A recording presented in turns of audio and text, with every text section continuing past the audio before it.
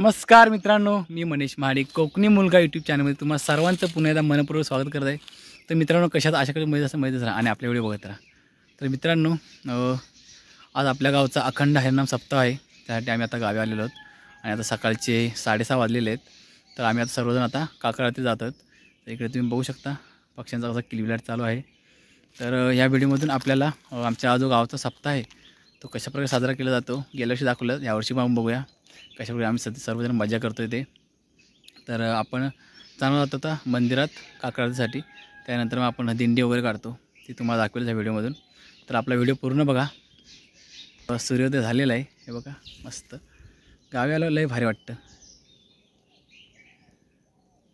कसं वाटतं, भारी ना निसर्ग। तर चला जाऊया।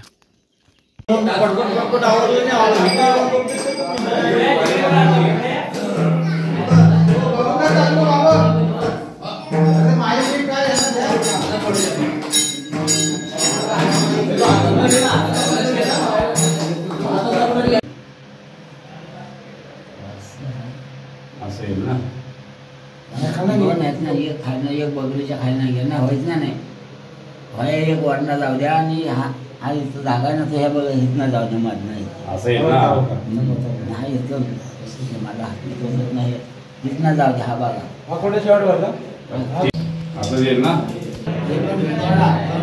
बाहेर नंतर बसले का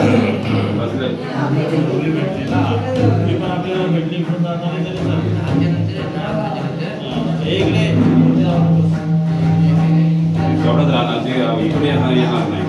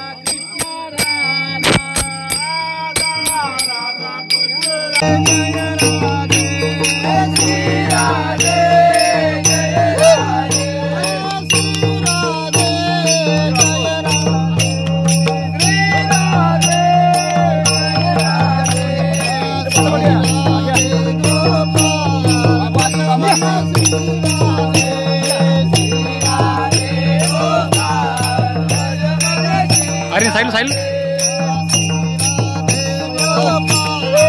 मोन्या भाऊ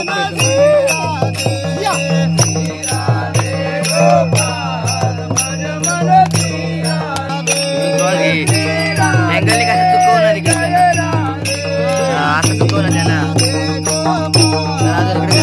पल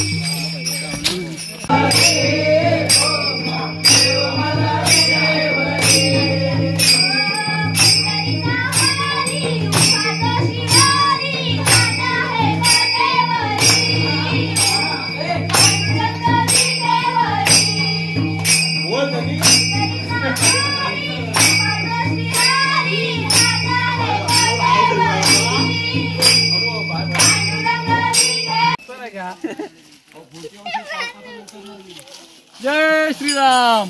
जय श्रीराम.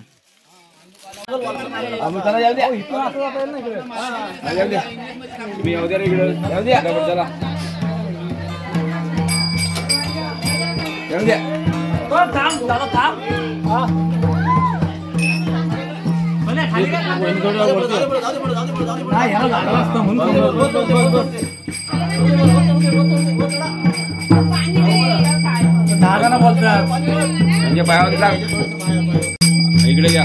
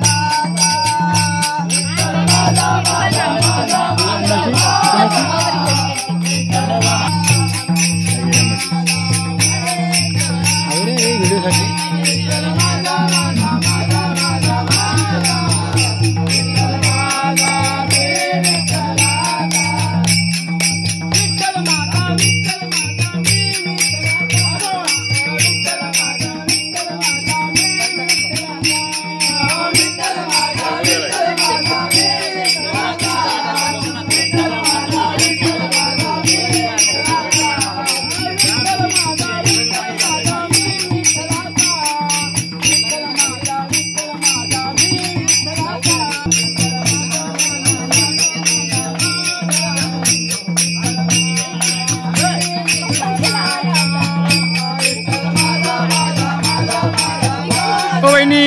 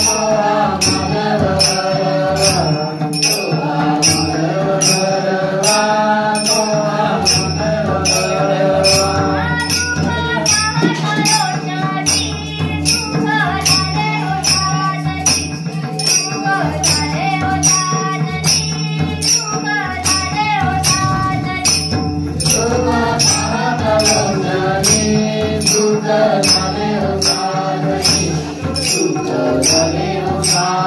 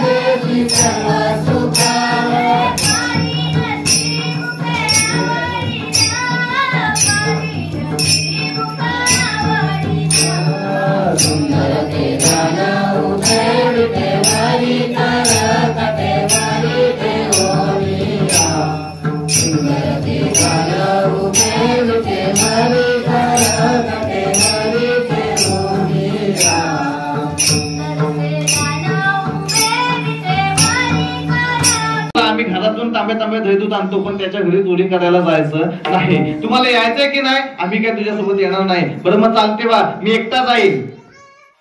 खरंच सवंगडी चालते झाले महाराज. चालते झाल्याच्या नंतर कृष्णाला वाईट वाटलं. ते सोबत यावे म्हणून कृष्णाने ओरडून सांगितलं. काय सांगितलं?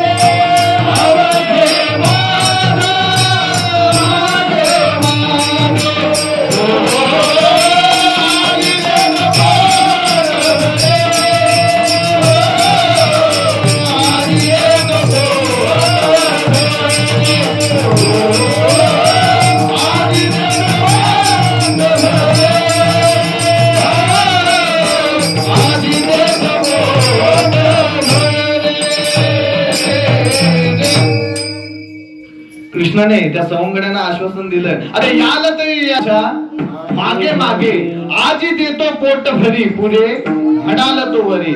असं ऐकल्याच्या नंतर त्याने काय ऐकलं की कृष्ण आपल्याला आश्वासन देतोय की आज जर त्याच्यासोबत गेलं तर आपल्याला पोटभर दूध खायला भेटणार आहे.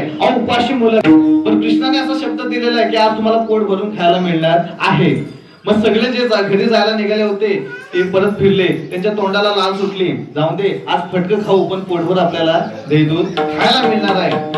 मग कृष्णाजवळ आल्याच्या नंतर कृष्णाला सामील झाले. कृष्णाने सांगितलं आता आपल्याला त्या माणसाच्या घरी चोरी करायला जायचं आहे. वेळ ठरवली. वेळ कधी ठरवली? चोर चोरी कधी करतो? दिवसा का रात्री? तुम्हाला बरंच माहितीये. कृष्णाने रात्रीची वेळ ठरवली. रात्रीची वेळ काय ठरवलेली माहितीये का महाराज? कारण का तिची घरातली गवळण आहे ती संध्याकाळच्या वेळेस बाहेर पडते. हे मी नाही तर एकनाथ महाराज वर्णन करतात. अनंत लीला रूपता सावळा तो बाळ ब्रह्मचारी, तो बाळ ब्रह्मचारी, तो बाळ ब्रह्मचारी पातके लोले चरणावरी. एक गवळण घरची धनीन, एक गवळण घरची धनीन गेली होती बाहेर, गेली होती बाहेर आणि गेली होती ना बाहेर. कृष्ण देव चढले माळ्यावर. कृष्ण कुठे चढले?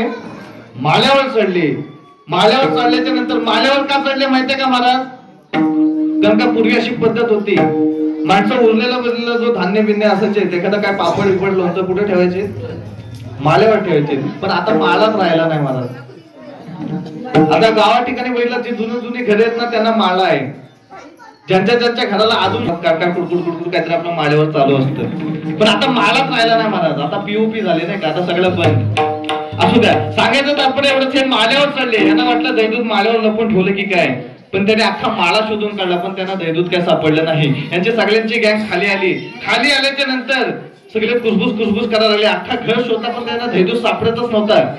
सगळे कुसबुस करायला लागले. कृष्णाने त्यांना सांगितलं हळूहळू चाला, कोणी कोणाशी न बोला, आजी देतो पोट भरी, पुरे म्हणाला तोरी. आवाज करू नका, नाही तो बाबा उठल आणि खरंच तंगडी मोडल आपली. आवाज कुणी करू नका, प्रत्येकाला पोटभर मिळणार आहे. सगळ्यांना आश्वासन दिलंय खरं, पण यांना आता दहीदूध शोधू कुठे? कृष्णाने डोकं खांजवायला सुरुवात केली. डोकं खांजवता वरती लक्ष केलं महाराज. शिंखे लाविले दोरी, शिंखे लाविले दोरी, शिंखे लाविले दोरी, शिंखे लाविले दोरी. अशी शिंक बांधली होती. पावल्याची पद्धत तेव्हा का काढली? कृष्णाचा हात पोचू नये म्हणून ही उंचावर शिंक बांधली गेली. कृष्णाचा हात पोचू नये. पण हा कृष्ण पण मोठा हुशार होता. काय केलं त्यांनी? शिंखे लावियले दोरी, शिंखे लावियले दोरी, शिंखे लावियले दोरी, शिंखे लावियले दोरी. होतो तिघांच्या मी बरी, होतो तिघांच्या मी बरी, तुम्ही भारे दोहीकडे, मुख पसरून या घडे. दोघा तिघांच्या वरती चढला आणि तो दहीदूत काढला. जी दहीहंडीच्या दिवशी आपण जी दहीहंडी करतो ना, थर रचतो, तसे थर भगवंतांनी रचले. सगळे दहीदूत काढले. काय सांगितलं, तुम्ही भारे दोहीकडे, वाहती त्या धारा, घ्यारे दोहींच्या पेपरा. माझ्या हातातून जे दहीदूत सांडेल ते सुद्धा तुमच्या मुखात प्राशन करा. थोडे सुद्धा वाया घालवायचं दिलेले आहे आपल्याला. जो बोललेला आहे की आपली तंगडी मोडेल, त्या बाबाला दंड दिल्याशिवाय मी इथून जाणार नाही. कारण जो देवाच्या कार्यात अडथळा आणतो, देव बरोबर त्याचा काटा काढतो. मग काय केलं, जे ज्या कापच्या वगैरे होत्या, ज्या माडक्याच्या खापड्यात त्याला उरलेले जे दहीदूत होतं, ते दहीदूत घेतलं. शेजारण्याच्या म्हणजे आली पुढच्या रूम मध्ये जी गवळण बाहेर गेली होती, ती घरी आली होती, झोपली होती. आणि ज्या बाबाने म्हणजे तिचा पती, तो बाबा सुद्धा तिथं झोपला होता.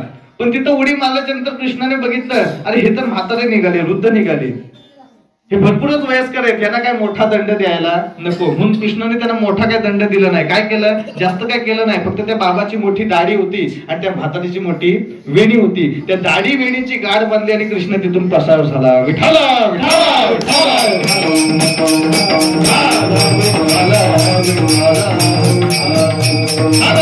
असतात ते सकाळी कोंबडा आरव्याच्या गुटी का आधी उठतात नाही का. पूर्वी सासवांकडे राज्य होतं म्हणून सासू पहिली उठली. पूर्वी कोणाकडे राज्य होतं, सासवांकडे का, आणि आता कोणाकडे आहे, नक्की का. बघा तुम्हीच तुमच्या तोंडाने बोलताय. पण काय काळजी नका, 4 दिवस सासवांचं आणि 4 दिवस सुनेचं. हा असाच चढता क्रम उतरता क्रम चालू असण्यापेक्षा एक तिच्या वेणीला सुद्धा थोडासा तंग लागला. गरकन फिरल्याने आपल्या म्हाताऱ्याला बोलते कशी, काव तुमची म्हातारपणी अवकाश सुचली, सोडा माझी वेणी. त्या बाबाने डोळे झाकत टाकत सांगितलं, अगं वेणी काय, माझी दाढी ओढतेस त्याचं काय, माझी पहिली दाढी सोडतो.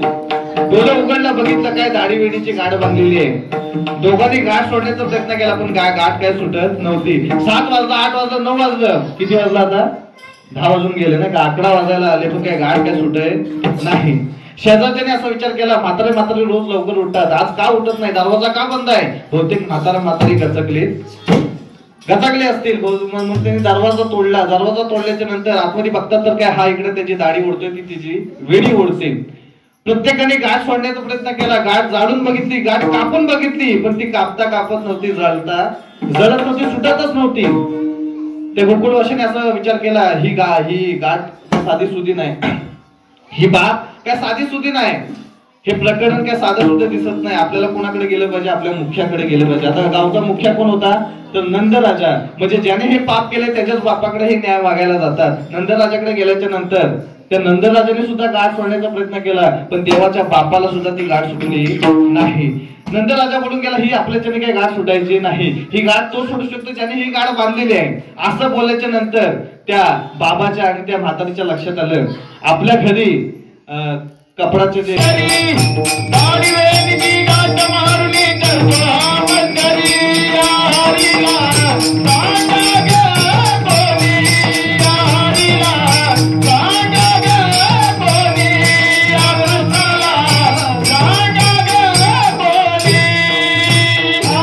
कृष्णाने असा विचार केला, अरे आपण गोकुळात दहीदूध खायचो, सगळे समसमान वाटून खायचो, आता आपण का वेगळं खायचं. म्हणून कृष्णाने काय केलं, सगळ्यांच्या शिदोऱ्या आपल्या जवळ केल्याच्या नंतर सगळ्यांचं जीवन काय केलं, कालवलं एकत्र. त्यालाच हा काला म्हटलेला आहे. काला आपण कधी खातो, काला आपण प्रत्येक वेळी खातो. आता मला सांगा, तुमच्या पंचपक्वान कशाला म्हटलेलं आहे. तुमच्या ताटात 5 तरी पक्वान असतात की नाही, 5 नसू द्या 3 तरी असतात. भात डाळ आणि भाजी, भात डाळ भाजी पापड लोणचं जे काय असेल ते. बरं मग तुम्ही भात वेगळा खाता, भाजी वेगळी खाता का, लोणचं असं वेगळा खाता, डाळ नुसती पिता का, काय करतो आपण, सगळं एकत्र करतो तेव्हा तो एक घास बनतो. त्याला म्हटलेला आहे काला. विठाला विठाला